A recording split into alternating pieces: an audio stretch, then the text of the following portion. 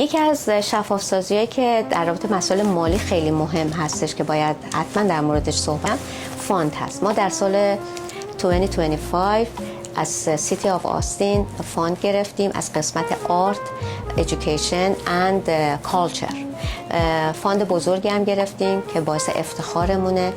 ما حدود 800 تا اپلیکیشن برای سیتی آف آستین رفتش برای این فاند و اینو بدونید 7 ارگانیزیشن فقط این فاند رو تونست بگیره و ارگانیزیشن ایرانی شما، کسی که برای شما داره زحمت میکشه، این فاند رو تونست بگیره. ما تونستیم موفق شدیم نشون بدیم که ما احتیاج داریم به این فاند.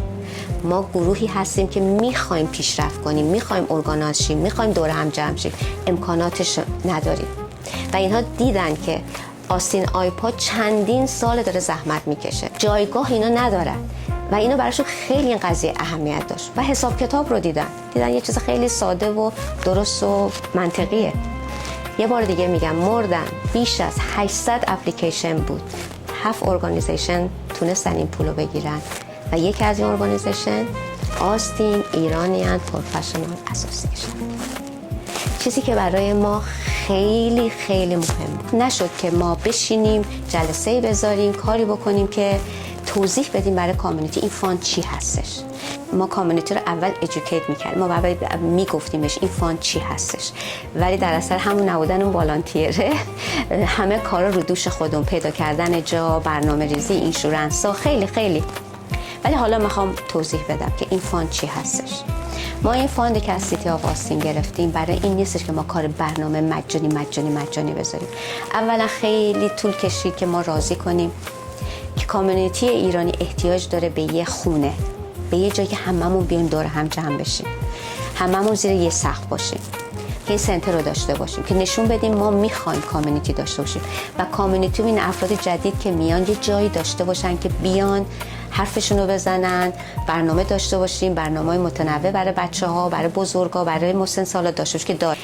مورد بعدش این بود که برای ما تعیین کردن که ما چجوری میتونیم این پول رو خرج کنیم.